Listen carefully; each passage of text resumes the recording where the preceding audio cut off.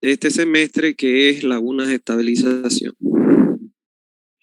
En el día de ayer les pasé las notas y bueno, hoy les voy a dar las respuestas y los puntos que costaba cada respuesta que ustedes tenían que dar en el examen.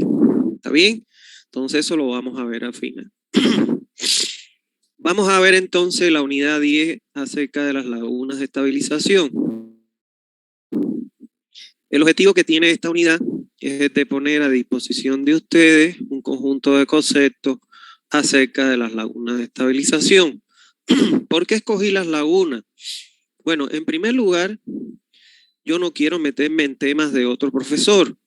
Hay una materia que se llama diseño de plantas de tratamiento de aguas residuales, que la da el ingeniero Moreno, y por supuesto no quiero yo meterme en su temática, pero les quise dar estos conceptos sobre tratamiento de aguas residuales y en específico las lagunas de estabilización, en el entendido que la gran mayoría de ustedes se va por las menciones de estructura y de carretera, pero después se encuentran en la vida real que la hidráulica les da grandes opciones de trabajo y entonces, bueno, para que ustedes por lo menos tengan con qué defenderse. Escogí las lagunas porque se utilizan mucho en Bolivia, cosa que desde mi punto de vista no está mal, pero también yo creo que ya es hora de que empecemos a practicar otras alternativas de tratamiento que son más o tan eficientes que las lagunas de estabilización, solo que ocupan menos espacio físico.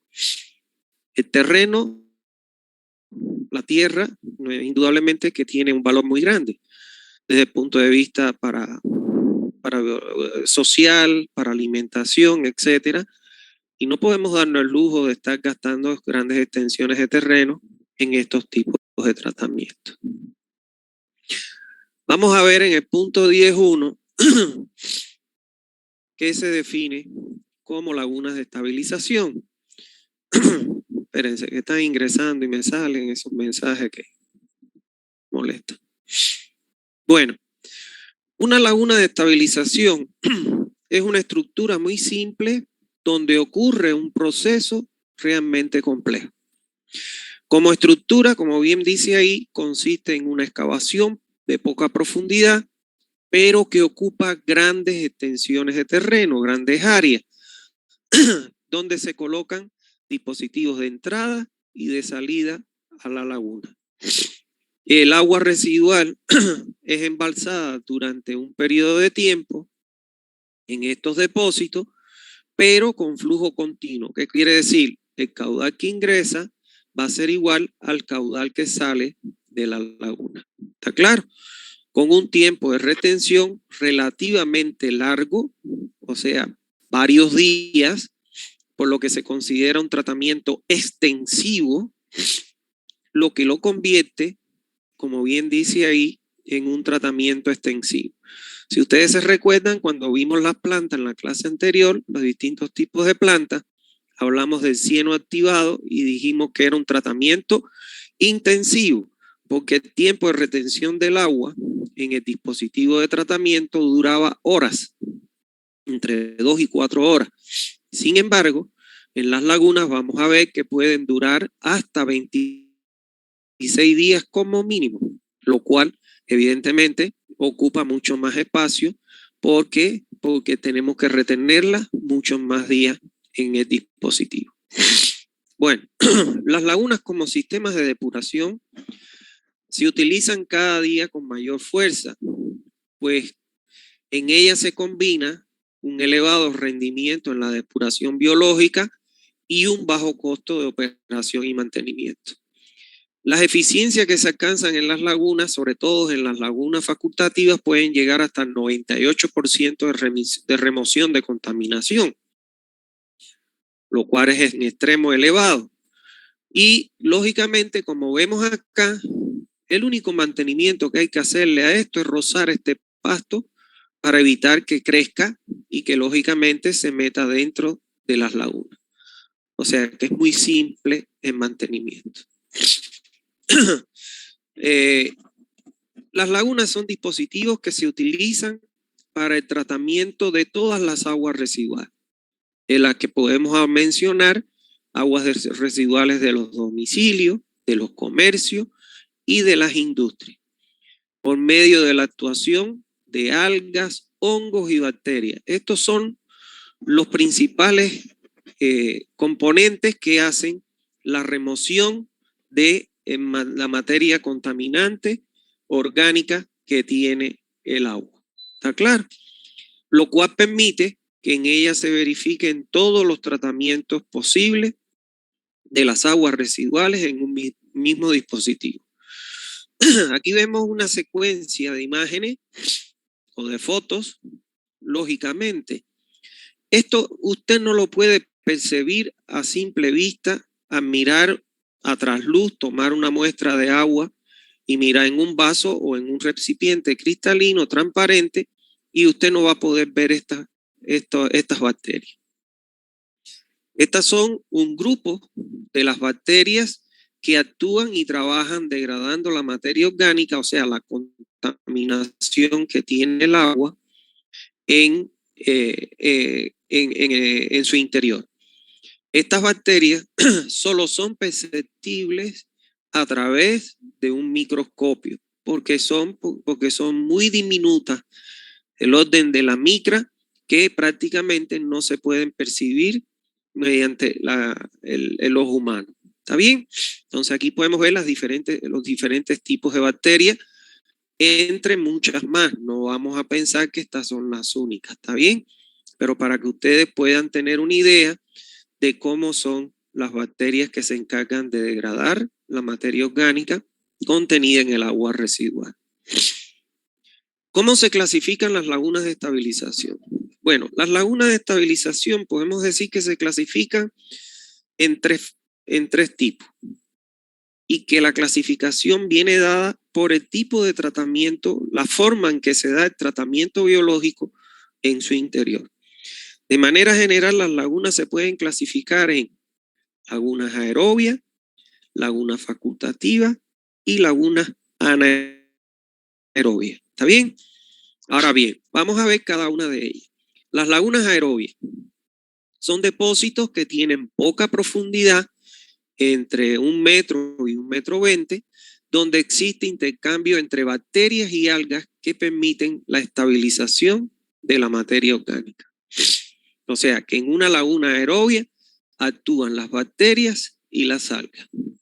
Las bacterias, al degradar la materia orgánica en un medio aerobio, producen dióxido de carbono y sales inorgánicas, las cuales junto con la energía suministrada por el sol son utilizadas por las algas para el nuevo desprendimiento de oxígeno, que junto con el que recibe el agua por difusión del aire a través de la superficie, son empleadas por las bacterias para continuar con la estabilización de la materia orgánica hasta su total mineralización. Veamos acá el proceso como ocurre en una laguna aerobia. En una laguna aerobia, en primer lugar, como ya bien dijimos anteriormente, se caracteriza por tener es la de menor profundidad. Su profundidad mínima puede ser 1 metro y la máxima 1,20 m. ¿Por qué se han estudiado lagunas con profundidades menores a 1 metro? Pero ¿qué ha sucedido? Que se ha notado el crecimiento de las plantas acuáticas y han echado a perder la instalación. Por eso se recomienda que la profundidad mínima no sea inferior al metro. Ahora, ¿cómo trabajan esto? En una laguna aerobia se van a desarrollar lógicamente las bacterias del mismo nombre, bacterias aeróbicas. Esas bacterias aerobias degradan o se alimentan, se comen la materia orgánica, o sea, los restos de comida, las heces fecales, etcétera, que tiene el agua, que trae el agua residual consigo, pero con la presencia de oxígeno disuelto. ¿Por qué? Porque las bacterias aerobias son como nosotros. Si no tenemos oxígeno, nosotros nos morimos. Ellas también. Si no tenemos alimento, nosotros nos morimos. Ellas también.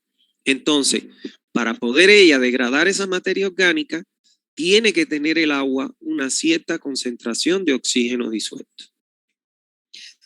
¿De dónde se le incorpora el oxígeno a esta agua almacenada en las lagunas? Bueno, por la acción del viento puede adquirir de manera a través de la superficie, lógicamente, el oxígeno del medio y producir un intercambio con el agua. Ahora, la otra forma en que se introduce oxígeno en las lagunas aerobias es de la siguiente manera. Las bacterias, para degradar la materia orgánica, ¿qué es lo que hacen? Absorben el oxígeno del agua. Degradan la materia orgánica con la presencia de este oxígeno y desprenden dióxido de carbono o CO2. Este dióxido de carbono, en la parte superior del agua, como son poco profundas, se van a generar lo que se conoce con el nombre de las algas. Y estas algas, con la presencia de la luz solar, mediante un proceso de fotosíntesis, absorben este oxígeno disuelto y lo transforman, el dióxido de carbono, y lo transforman en oxígeno disuelto, que coayuda a que se atrapa mediante el contacto con la superficie del ambiente. ¿Está bien? Entonces, esa es la forma en que se produce la simbiosis de trabajo en este tipo de laguna. ¿Está bien? Cuando las lagunas aerobias son bien diseñadas, se presentan en su superficie una coloración, como vemos aquí, verde claro. ¿Está claro? Esta coloración verde claro que nosotros vemos acá, esas son las algas. Las algas, al igual que las bacterias, no son perceptibles a la vista humana, pero cuando ellas se juntan en cientos de miles, entonces denotan en la superficie donde se encuentran esta coloración verde claro. ¿Está claro? Que es de aspecto agradable y lógicamente sin malos olores. Y se logra en este tipo de tratamiento aerobio un efluente con un alto grado de depuración. Con esta laguna se alcanzan depuraciones elevadas de la parte líquida, obteniéndose efluentes de gran calidad que cumplen generalmente con los requisitos exigidos para el vertimiento en los cuerpos receptores e incluso para la reutilización de estas aguas. ¿Está bien? Su dificultad fundamental es que como tienen poca profundidad, comprendida como vamos a ver un rato, entre 1 metro y 1,20 metros, entonces te ocupan grandes extensiones de terreno. O sea, las lagunas aerobias en orden son las de mayor área, las que te ocupan una mayor área de terreno. ¿Está claro? Debido a que se usan, ya les dije, profundidades muy pequeñas y son propensas a que se proliferen las plantas que afectan su funcionamiento, sobre todo cuando se reducen profundidades menores a 1 metro. Por eso ustedes ven el curichi, este curichi que hay ahí en la universidad, debería tener como mínimo 1,20 metros para que no crezcan plantas y no se llene de agua, de plantas, el agua como tal, y se pierda el objetivo de esa instalación.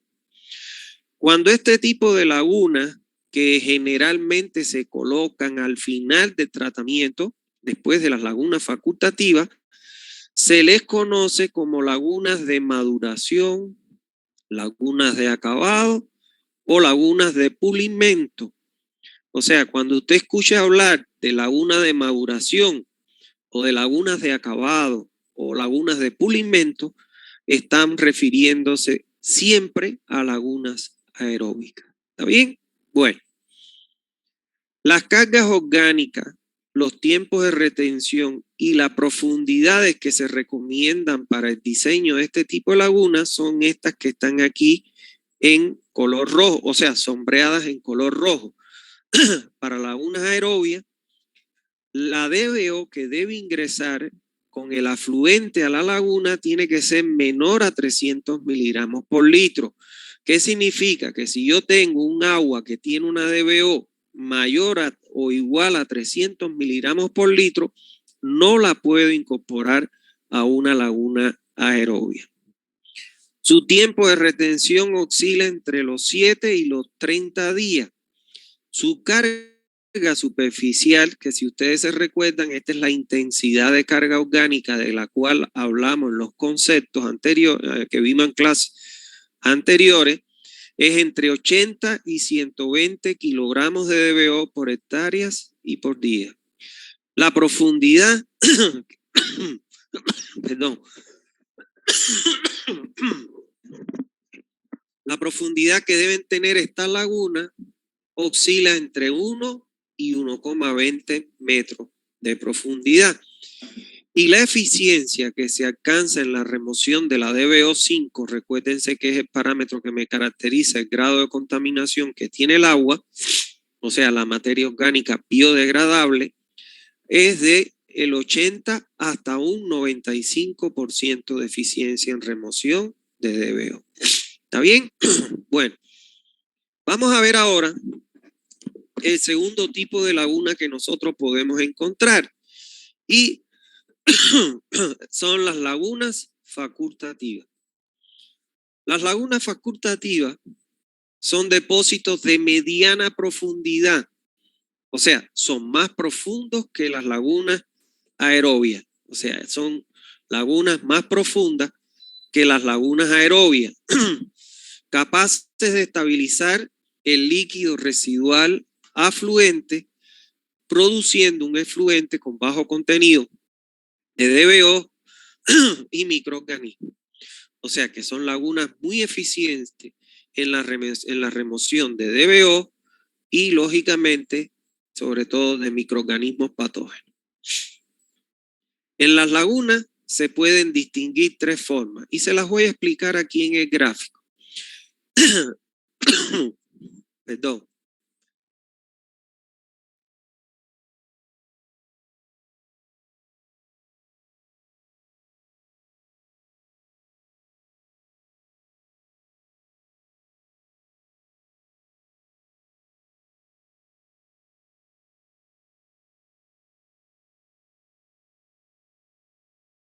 Bueno, disculpen, es que tomé un poco de agua, estoy con resfrío. Bueno, en las lagunas, se puede, en estas lagunas facultativas, se pueden observar tres zonas muy específicas. Una primera zona, que se le conoce como zona fótica, que es la más cercana a la superficie del agua en la laguna, donde aquí se produce un tratamiento aerobio de la materia orgánica que circula a través de esta zona.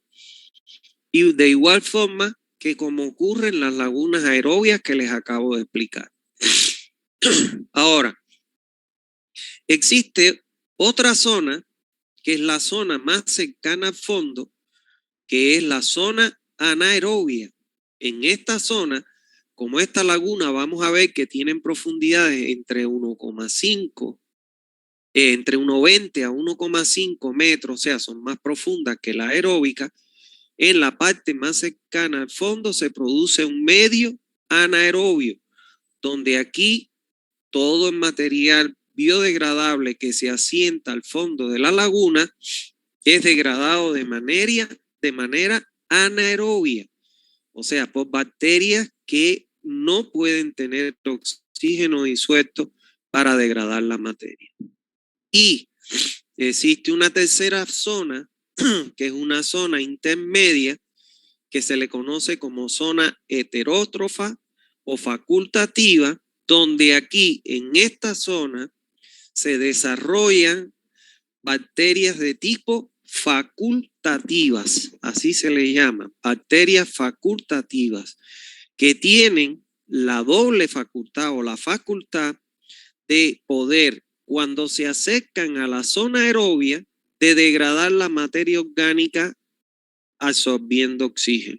Y cuando se acercan a la zona anaerobia, de degradar la materia orgánica sin oxígeno. O sea que tienen la doble facultad de poder degradar ya sea la materia orgánica con oxígeno o sin él. ¿Está claro? Por eso se le llaman bacterias facultativas y son las que le dan el nombre a este tipo de laguna facultativa. Las cargas orgánicas, los tiempos de retención y las profundidades en las lagunas facultativas son las que están subrayadas en color rojo. Entonces, fíjense ustedes, las lagunas facultativas, al igual que las aerobias, la DBO del flujo de caudal afluente que ingrese a la laguna tiene que ser menor a 300 miligramos por litro. ¿Está claro? No puede ingresar usted un agua residual con DBO mayor o igual a 300 miligramos por litro a una laguna facultativa, tampoco. El tiempo de retención oscila entre 7 y 30 días, al igual que en el caso de las lagunas aerobias, pero fíjense ustedes que la intensidad de cargas o carga superficial en las lagunas facultativas admite mayor carga superficial, entre 80 a 300 kilogramos de DBO por hectárea por día. La profundidad de las lagunas facultativa entre 1,20 y 1,5, o sea, es mayor que la profundidad de las lagunas aerobias. Y la eficiencia en la remoción es de el 85 hasta un 98%, que significa que tiene mayor eficiencia en la remoción de DBO que las lagunas aerobias. Por eso se prefiere, luego de una laguna anaerobia, colocar la facultativa y finalmente, si es que se va a reutilizar en el agua o se va a usar para riego, se va a utilizar para otra actividad, se prefiere finalmente colocar una laguna aerobia, por eso es que se le llaman de maduración, lagunas, se les llaman lagunas de maduración, lagunas de acabado, ¿está claro? Entonces eso, o de pulimento, como bien les dije. Entonces, estos son los parámetros que cuando nosotros diseñemos este tipo de laguna, nosotros vamos a usar para el diseño, como vamos a ver más adelante. El otro tipo de lagunas que existen son las lagunas anaerobias.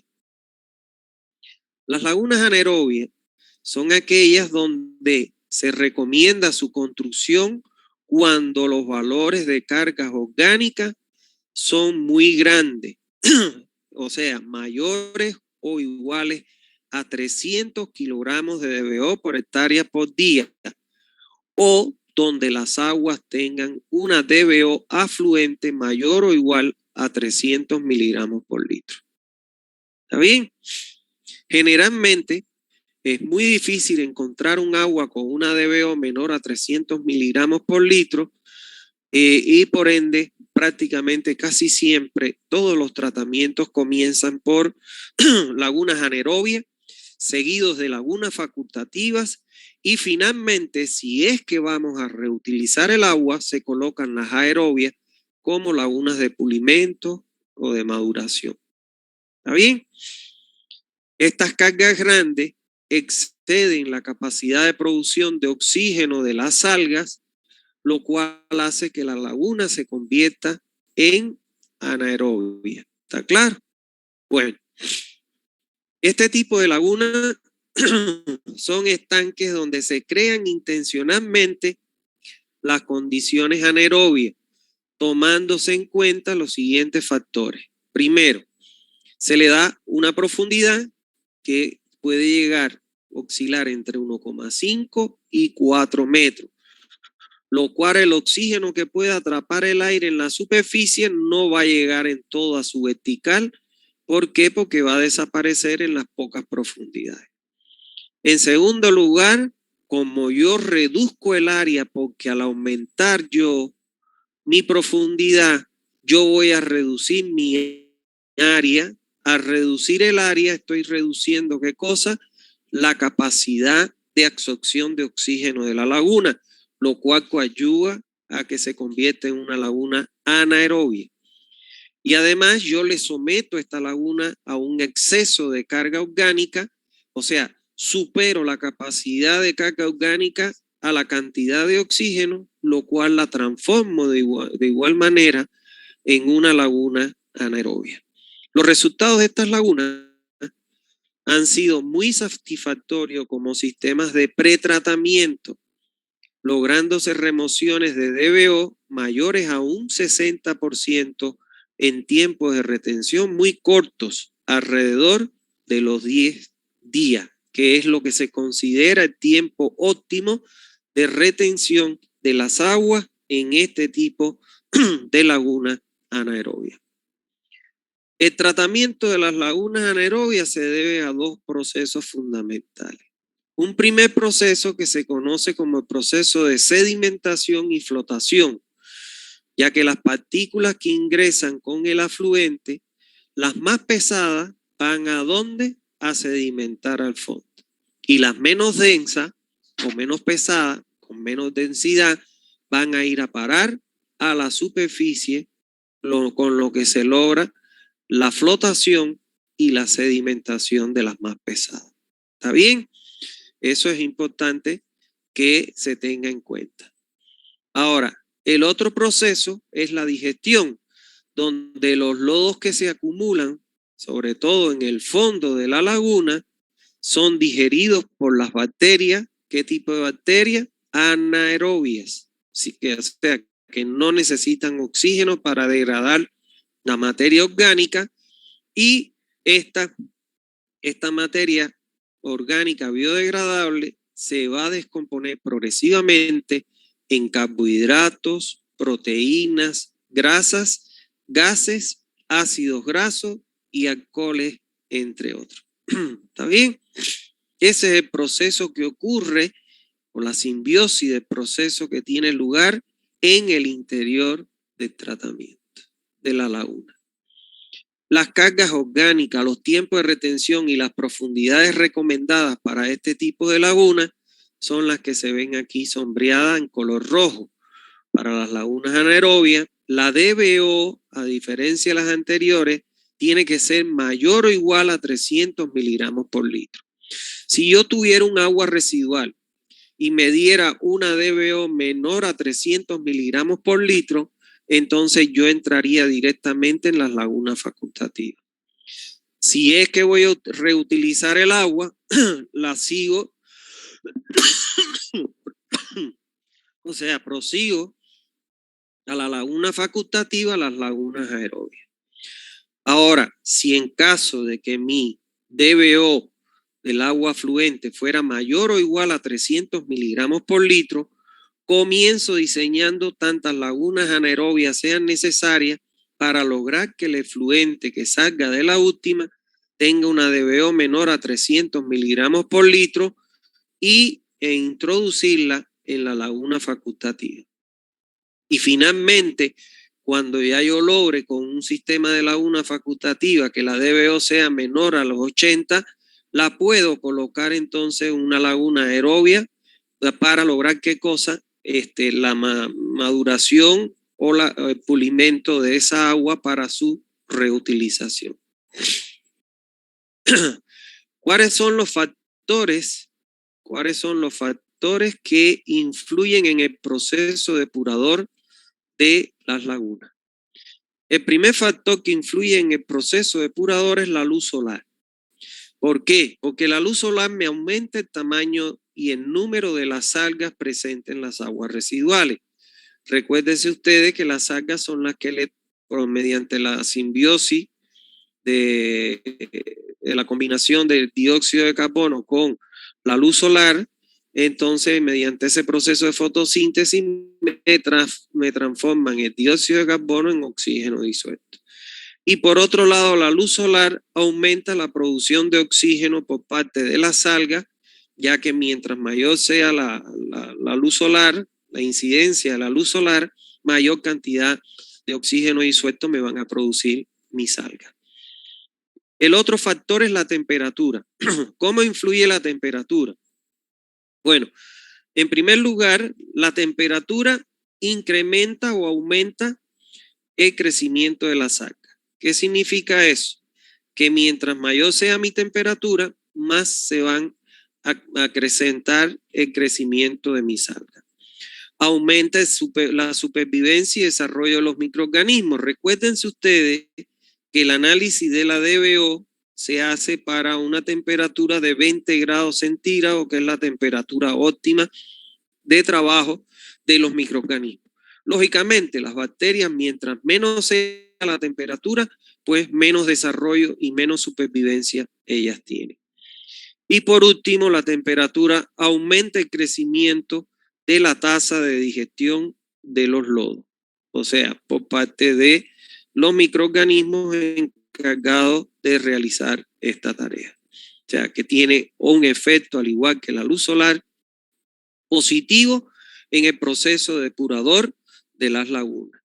Y por último, tenemos como factor los nutrientes y los tóxicos, que estos obviamente van a influir en la supervivencia y en el desarrollo de los microorganismos encargados de degradar la materia orgánica.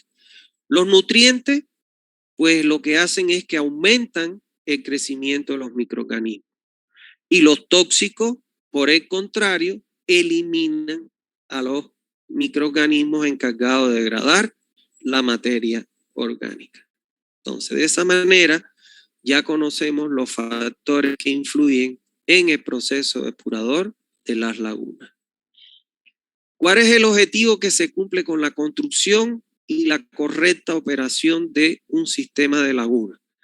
En primer lugar, cuando nosotros implementamos un sistema de laguna, hacemos una protección epidemiológica por la disminución de los microorganismos patógenos presentes en las aguas residuales.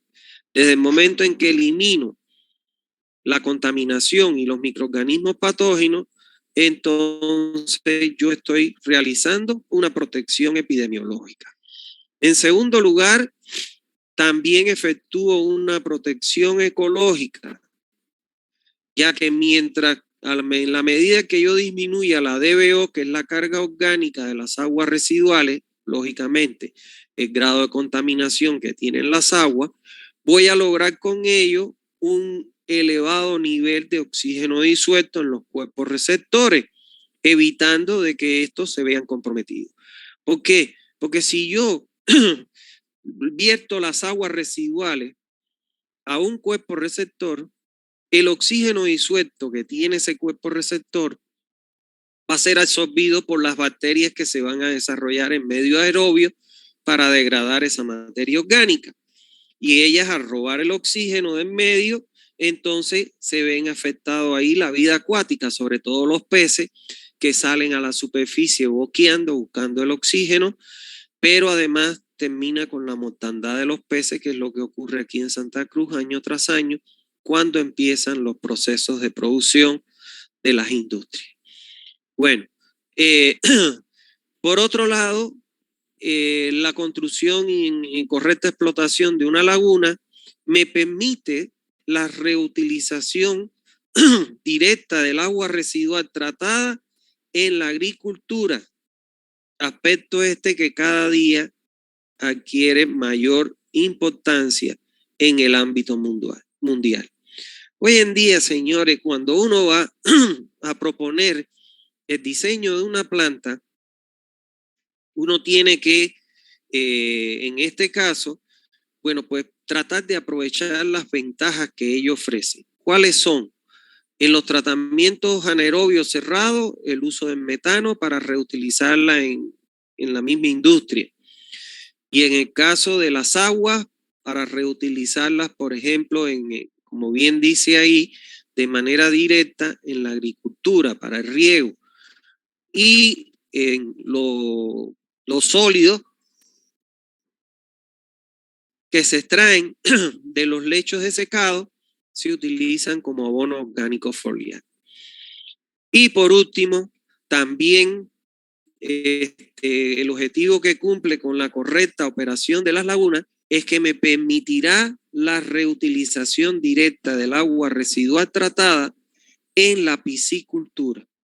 O sea, en estas lagunas aerobias que se colocan al final, y se le llaman lagunas de pulimento o de maduración, esas lagunas, bueno, muchas veces las aguas se utilizan para riego, pero otras veces esas aguas ahí mismo se aprovechan en la laguna para sembrar alevines y lógicamente desarrollar lo que es la piscicultura o el cultivo de los peces. ¿Está bien? Bueno, vamos a ver algunas recomendaciones que debemos tener en cuenta en el diseño de las lagunas.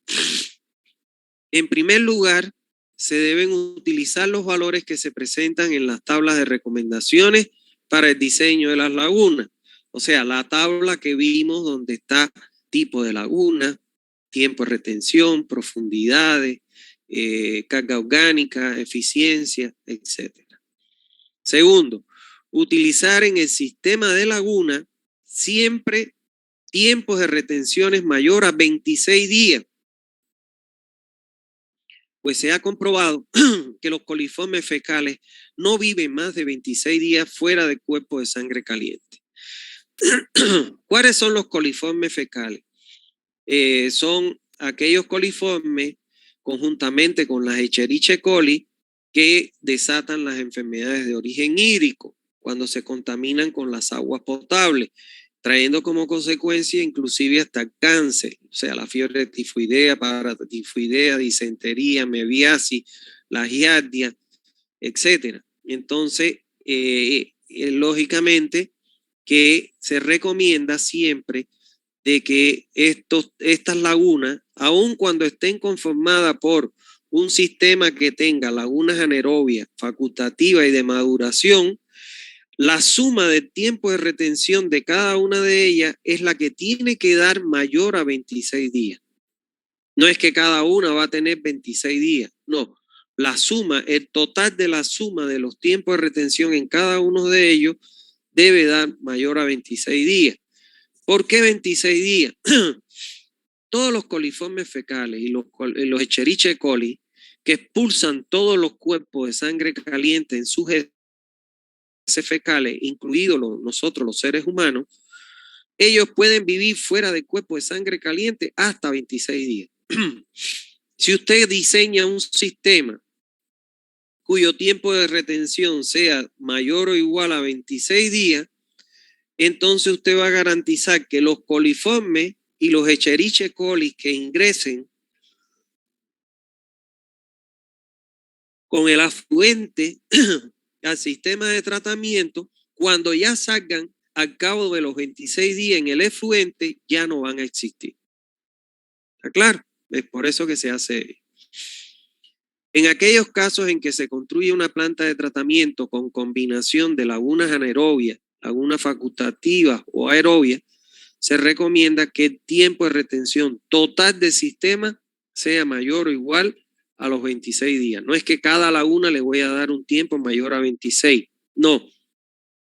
La suma de el tiempo de retención en las lagunas anaerobias, más el tiempo de retención en la laguna facultativa, más el tiempo de retención en la laguna aerobia, si es que tuviéramos, esa suma tiene que dar mayor o igual a 26 días. Es importante aclarar que los parámetros de diseño que se presentan en la tabla de recomendaciones pueden estar sujetos a cambio en dependencia de las condiciones específicas del lugar o la zona donde serán ubicadas las lagunas.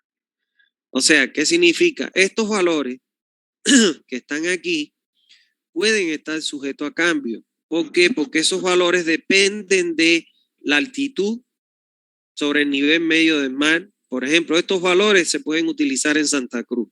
Pero si ya usted fuera a utilizar estos valores en La Paz, en el Alto, tendría que buscarlo para esa altitud y esa temperatura que allí se genera.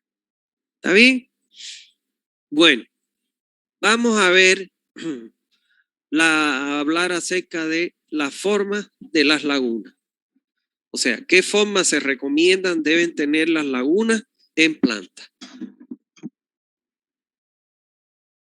Dice, la forma de las lagunas debe deberán permitir una distribución lo más homogénea posible del residual que circula por ella, para evitar las zonas o rincones muertos donde existan regímenes de operaciones distintos del cuerpo de la laguna, que puedan interferir en el buen funcionamiento de la misma. Por ello se recomienda que la forma de la laguna sea rectangular siempre y que guarde una relación ancho-largo entre sus lados entre 2,3 o de 1,4. O sea, son las dos relaciones ancho-largo recomendadas para las lagunas. ¿Está bien? Para lograr con ello dimensiones que provoquen la ocurrencia de un modelo hidráulico con flujo pistón para disminuir los efectos de los cortocircuitos y por ende menos tiempo de retención que los calculados. O sea, ¿qué significa flujo pistón? Cuando hablamos nosotros flujo pistón, voy a ponerlo aquí en esta, lo voy a ilustrar aquí. O sea, que cuando yo ingrese el agua, el caudal afluente, él actúe como el pistón de un auto o de una moto con toda su compresión, o sea, a todo el ancho que tenga el volumen almacenado en la laguna.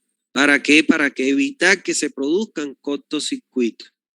Por ejemplo, aquí yo no tengo flujo pistón, porque fíjense ustedes que el flujo se va incorporando en la medida que avanza, pero aparecen sectores muy grandes como zonas muertas. ¿Eso qué significa? Que son sectores por los cuales el caudal que ingresa no está entrando en contacto con el volumen almacenado. Y eso genera, ¿qué cosa? Menos tiempo de retención, y a ese menos tiempo de retención se le conoce como cortocircuito. ¿Está bien? Entonces, las formas más recomendadas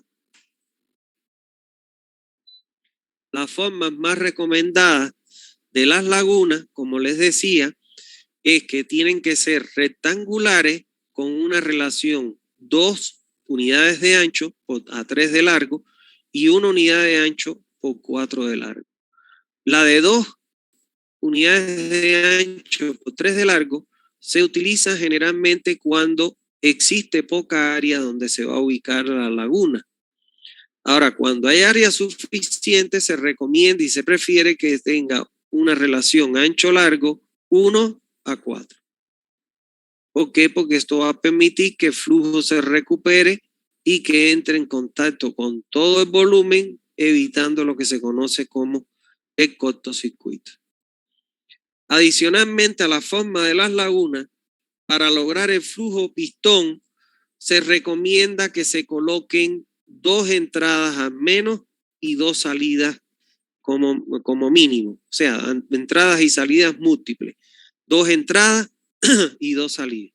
Miren acá, si yo hago la distribución de las líneas de corriente, de cómo se comporta el flujo, con una entrada única y una salida única, el flujo va a ser esto. Y esta zona que está aquí en las esquinas, el flujo que ingresa no va a entrar en contacto con este volumen de agua y los tiempos de retención se van a achicar. Y eso, cuando se disminuye el tiempo de retención de paso del agua desde que ingresa hasta que sale de una laguna, se le conoce con el nombre de cortocircuito. Entonces, para evitar eso, se recomiendan colocar entradas y salidas múltiples. Hoy en la actualidad se recomiendan mínimo 2 entradas junto con 2 salidas. Y fíjense que los espacios o zonas muertas se reducen enormemente. Aquí vemos la planta. Fíjense ustedes que hay 1, 2 entradas y por aquí hay 1, 2 salidas. Siempre se coloca el número de entrada igual al número de salida. Y lo que más se recomienda es que sea de 2. Miren aquí, están queriendo, bueno, van a inaugurar una laguna de estabilización.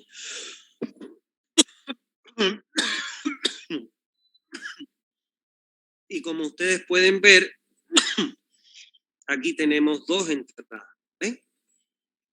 Que son 2 cámaras que salen 2 tuberías, y estas 2 cámaras están interconectadas con la tubería afluente a la laguna. Y tienen 2 entradas y 2 salidas en la misma dirección. ¿Está bien? Esto que ustedes ven aquí es una membrana, un geotextil, para evitar ¿qué cosa? Que el agua se infiltre en el terreno y contamine, en este caso, las aguas del acuífero, como tal, las aguas de los acuíferos. ¿Está bien? Entonces se coloca esa membrana o geotextil. Bueno, vamos a ver finalmente, porque quiero parar aquí para poderle darle las respuestas del examen. Ya solo nos quedarían el desarrollo del método y en la metodología de diseño en la próxima clase, con lo que ya acabamos el semestre lectivo. Vamos a ver en este punto 17 los métodos de diseño más usados en las lagunas.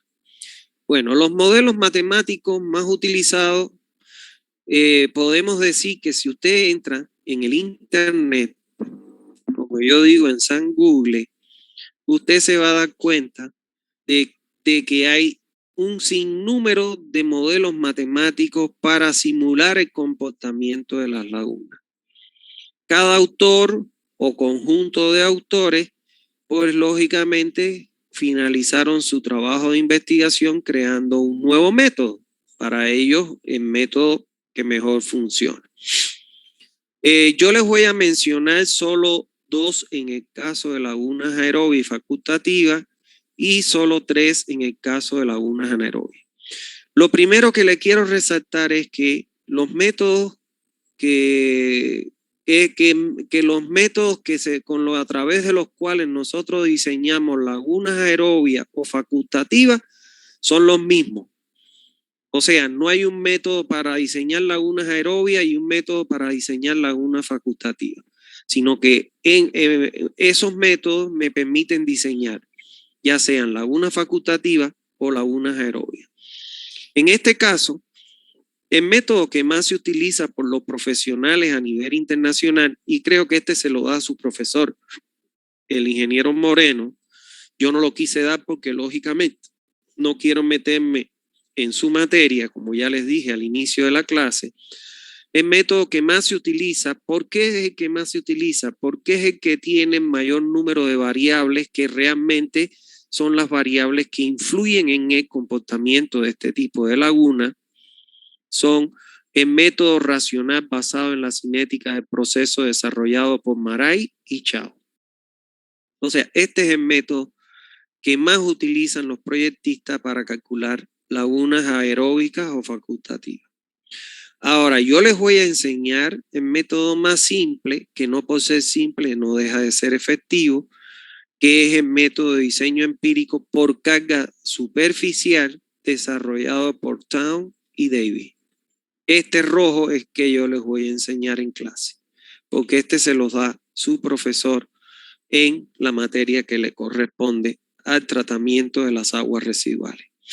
Ahora, para el diseño de las lagunas anaerobias, el método que más se utiliza por los profesionales es el método cinético, el método racional cinético de mezcla completa desarrollado por Vincent.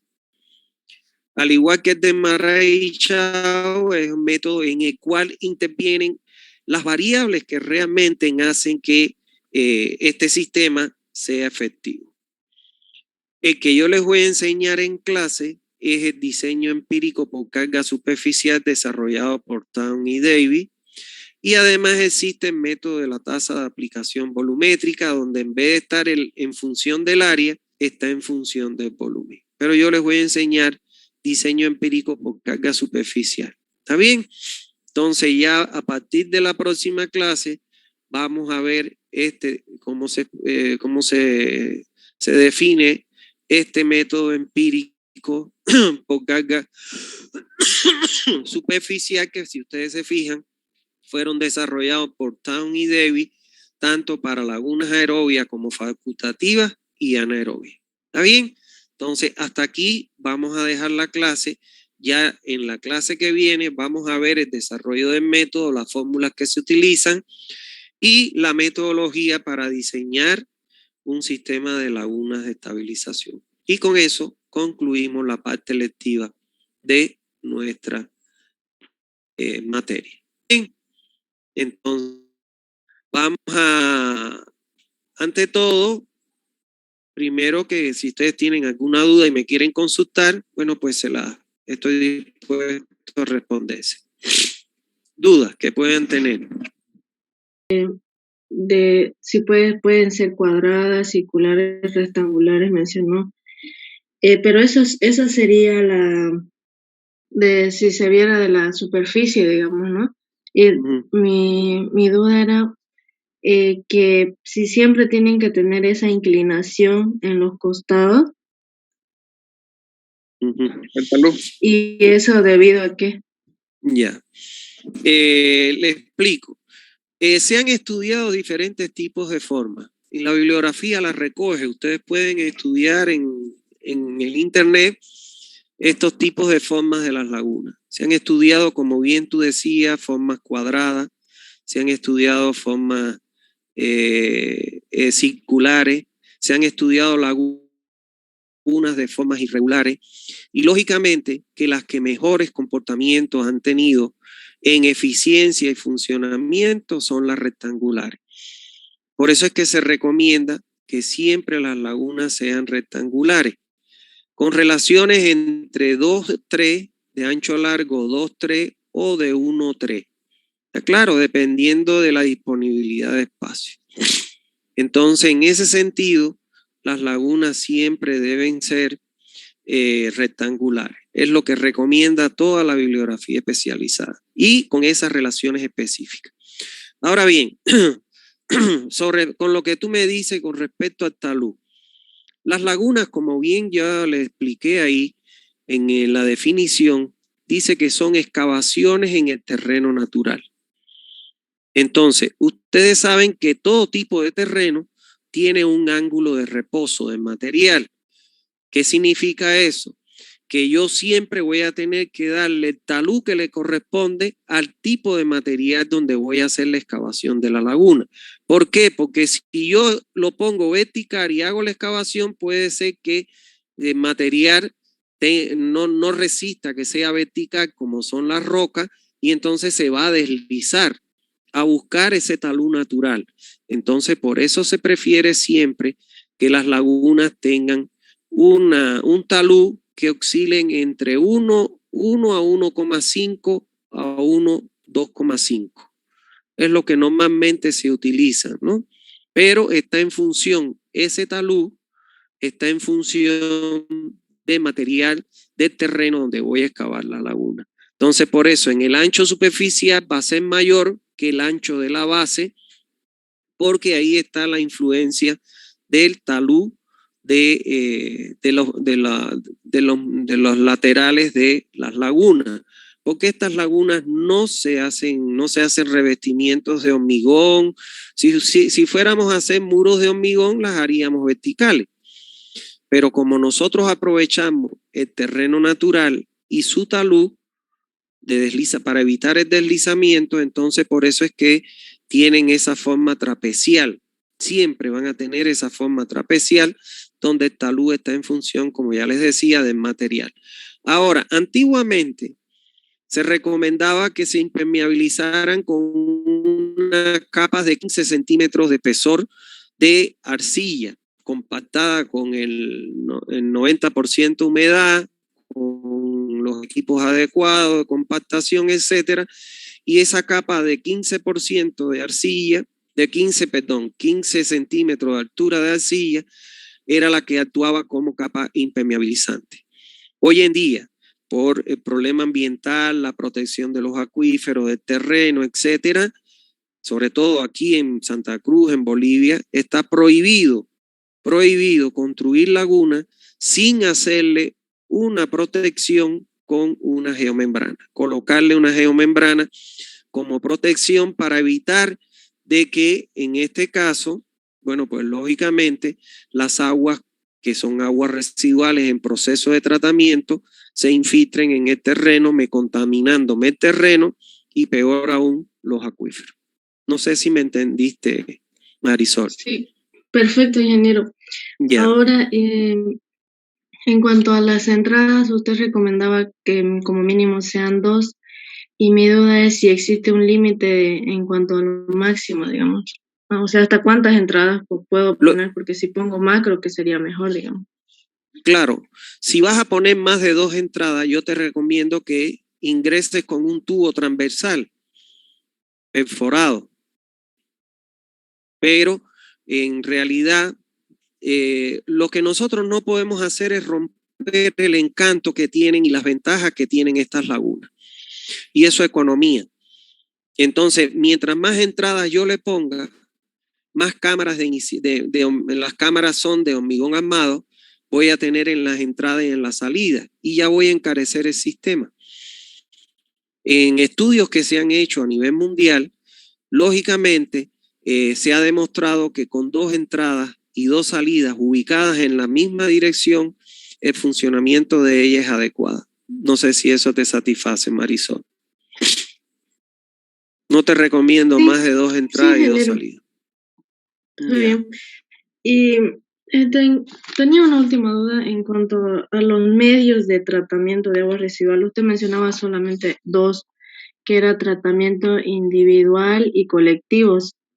Mi duda era si existen más o esos son los únicos. No.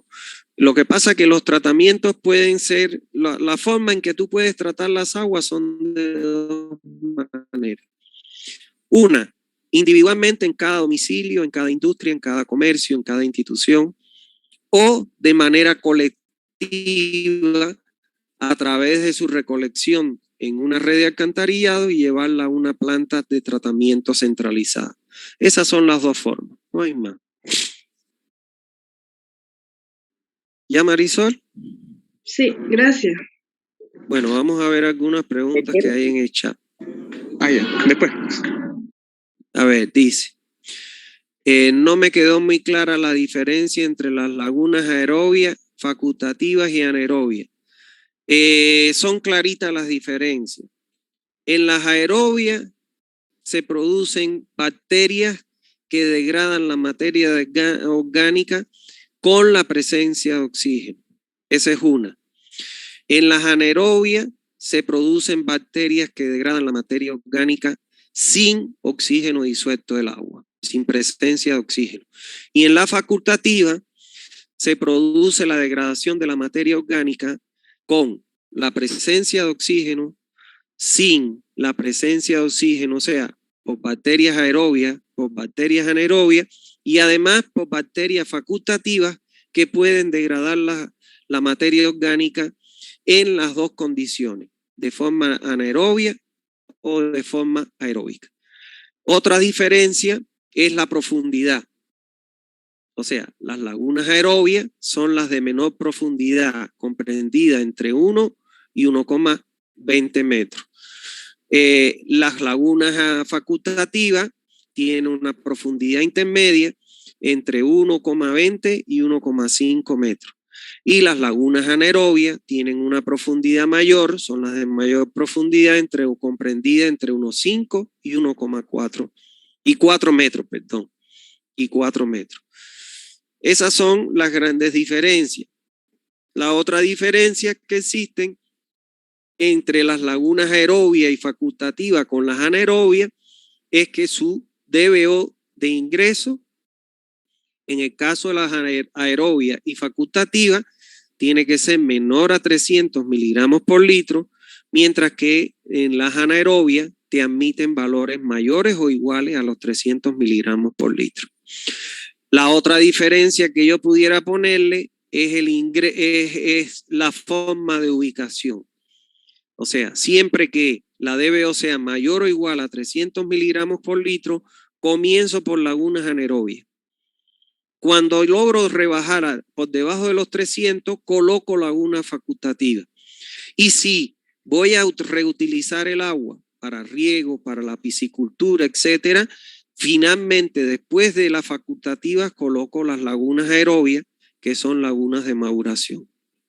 De esa manera son las diferencias, ¿no?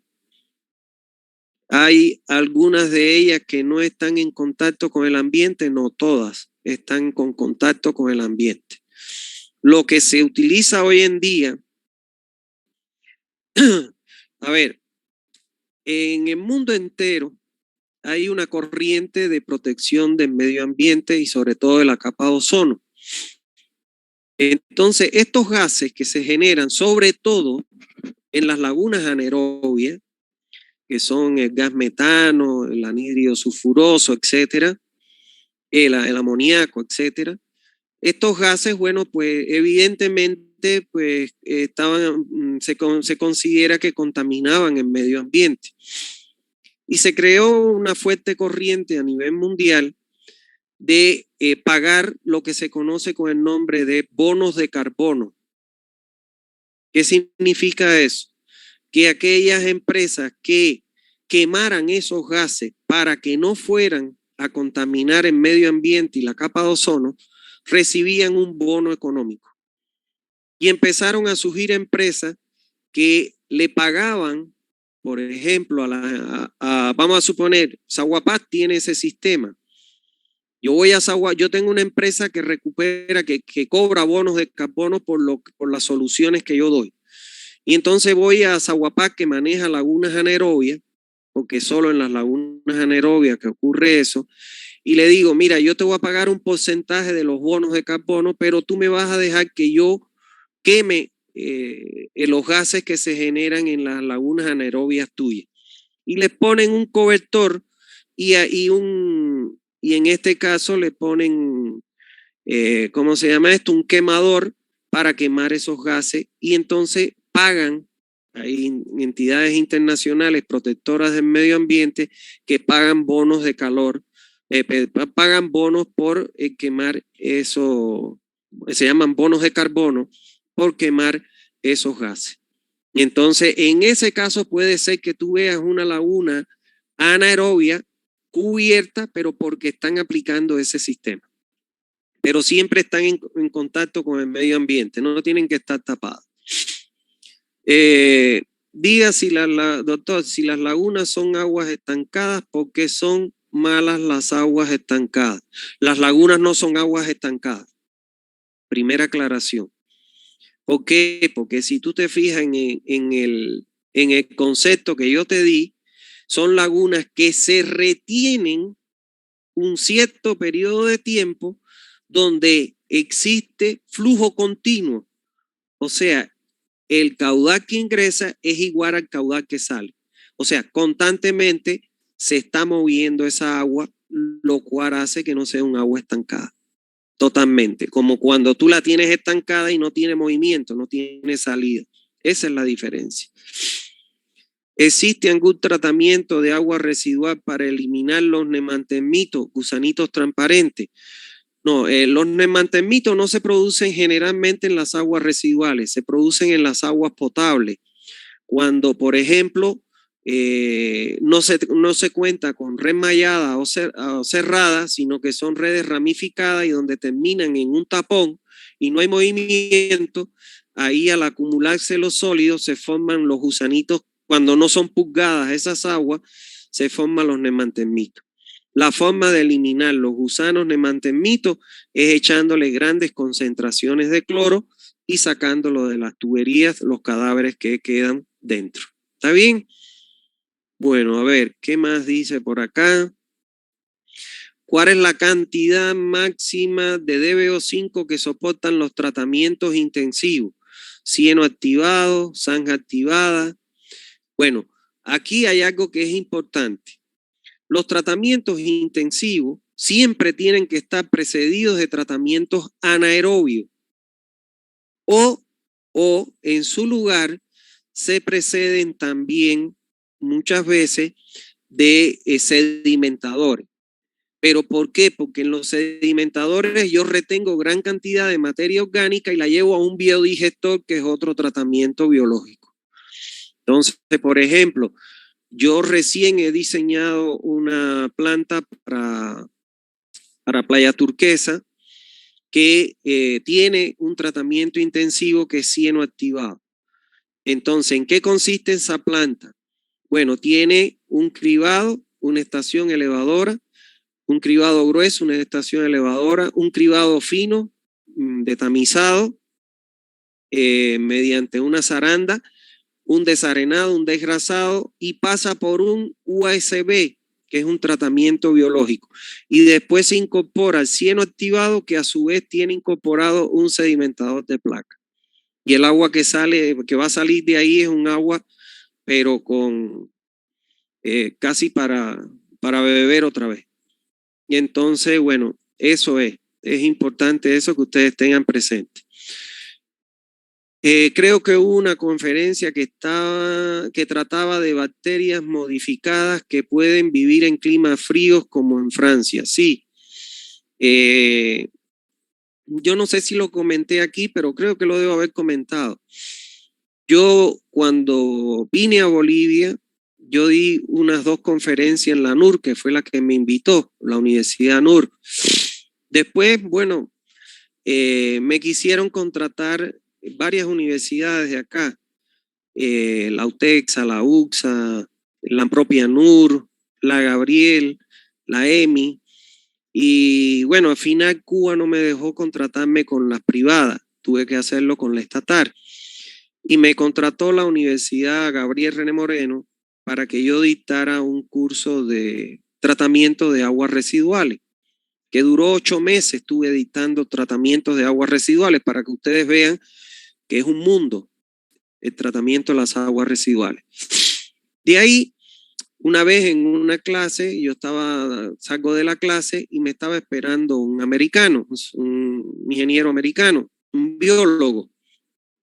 Y entonces el hombre me dice, bueno, me dice que quería conversar conmigo y lo que quería era que yo le diera un margen de media hora dentro del curso para él exponer o presentar una nueva cepa de bacteria que él había creado para tratar las aguas residuales en condiciones no normales. ¿Cuáles son las condiciones normales para una bacteria? Cuando hay temperatura en el orden de los 20 grados, o sea, climas cálidos. Entonces, cuando ya entra a jugar los climas bajos y cuando ya entra a jugar la altitud, ya ahí entonces las bacterias se alteran sus condiciones. Y él había desarrollado bacterias para que pudieran subsistir y degradar la materia orgánica en esas condiciones. Por ejemplo, en Francia, su capital, París, el tratamiento de las aguas era un tratamiento que está bajo tierra y que está climatizado. Antiguamente, para que las bacterias pudieran vivir, se encerraba todo lo que era la planta y se climatizaba a una temperatura de 20 grados para que pudieran tener eficiencia. Hoy en día ya no. Hay nuevas cepas que se siembran y que están acostumbradas a vivir en esas condiciones. ¿Está bien? Bueno. ¿Cuál es la cantidad mínima de oxígeno que necesita un pez para vivir? Bueno, depende.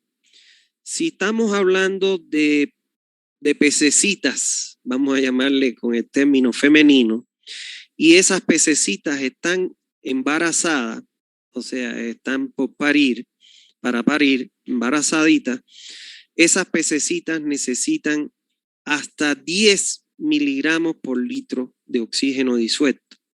Lógicamente necesitan más oxígeno.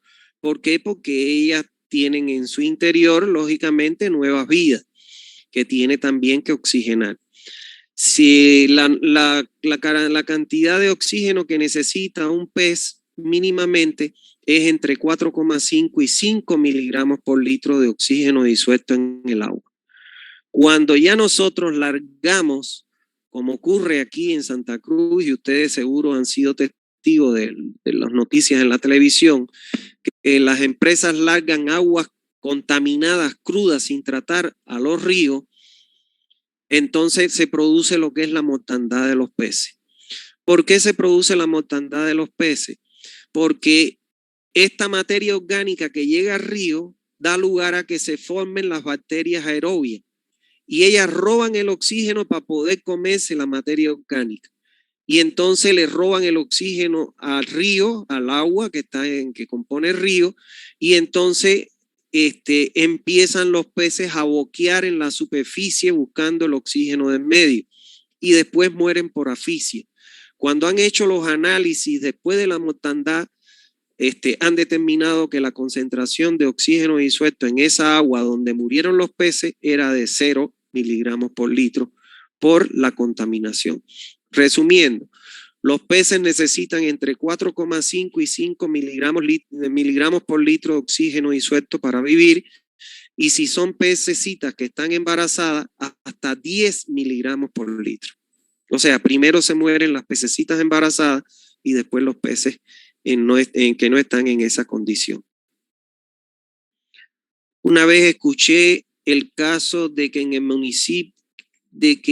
un municipio el cieno producido después del tratamiento estaba en el lecho de secado, pero los obreros querían utilizar un espacio como cancha. Ah, sí, y que se hicieron de ese cieno. Sí, a ver, les hago el cuento. Eso fue, hay una tecnología para la limpieza de las lagunas que se llama MATUF. Yo se las voy a mostrar en fotos en las últimas, en la clase que viene. Y esa tecnología, bueno, es una tecnología italiana de una empresa que se llama Maccaferri, y Fracassi, que es el dueño de esa empresa de la tecnología, bueno, me visitó en la empresa mía y nos capacitó personalmente a nosotros para que nosotros empezáramos a aplicar esa tecnología en Bolivia. Y donde primero aplicamos esa tecnología para la limpieza de las lagunas fue en el Torno. En el Torno tiene las lagunas, yo creo, más bonitas de toda Bolivia. Es muy lindo, ellos tienen, eso parece un jardín, su sistema de tratamiento de la ciudad. Hoy yo escuchaba, bueno, yo estaba en la inauguración de la Semana de Civil y escuchaba al ingeniero Lazo que va a haber posibilidades de que se puedan hacer visitas técnicas. Ojalá que lo incluyan inclusive en mis materias, para que podamos coordinar, porque yo tengo muy buenas relaciones con los gerentes y con la dirección del Torno. Y entonces nosotros hicimos la limpieza y colocamos esos matuf en donde ellos tenían una cancha, porque ahí tienen una cancha de fútbol y tienen churrasquera, para que ustedes tengan una idea de eso. Y yo les coloqué, no había otro lugar en la cancha, los matuf. Y entonces les hice un sistema para recuperar el lodo ya que se retenía en el matuf, que eran los lodos digeridos, embolsarlo, y como esa es una zona de cultivo, pues vender ese lodo como abono y recuperar parte de la inversión en la limpieza que había hecho la cooperativa. Era por primera vez que se iba a hacer eso aquí en Santa Cruz, no sé en Bolivia, porque yo no domino todo el tema de Bolivia. Y se desesperaron tanto que cogieron con unas maquinarias y arrastraron los tubos a una zona que es hueca ahí, pasando la cancha, para poder jugar fútbol, y echaron por tierra de poder recuperar parte de la inversión. Esa es la historia. ¿Está bien? Bueno, dice, ¿cuántos tratamientos intensivos existen? Todo, para no enumerarlos, todo aquel tratamiento que dure 2 horas, o sea, que la retención, el tiempo de retención del dispositivo dure horas, estamos hablando que son tratamientos intensivos. Y cuando ya el tiempo de duración en el dispositivo es de días, se consideran tratamientos extensivos. ¿Está bien? Existe peligro de caída de personas que caminen en la costra de la superficie de las lagunas anaerobias. Las lagunas tienen una profundidad de 4 metros, sí. Ahora, cuando les voy a explicar algo con respecto a eso. Normalmente cuando se forma una costra dura, que son las grasas que se endurecen en la superficie de las lagunas, es porque eso ocurre en las lagunas anaerobias sobre todo, es porque en el interior de la laguna el tratamiento no es metanífero, o sea que las bacterias que se desarrollan no son metaníferas, sino que son bacterias que dan una cierta acidez al agua. Y eso es lo que se hace que se forme esa costra y que caminen, que la gente pueda caminar por encima de la costra viendo 4 metros de agua por debajo.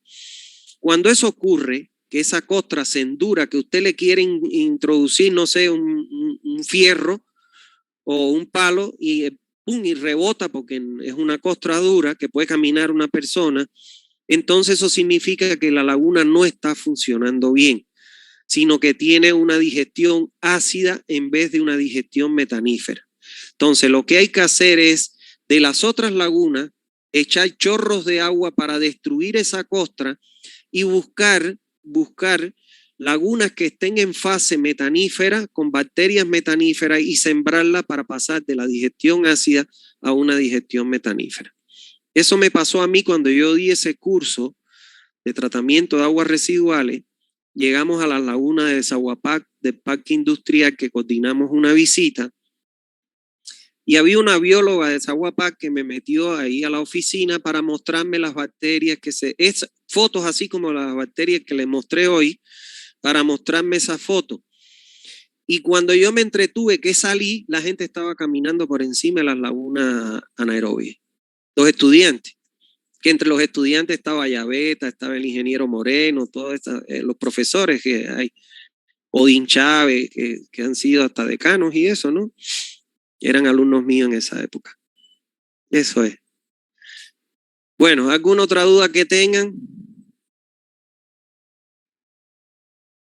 Bien. Si no hay más dudas, les voy a dar, por favor, las respuestas del examen.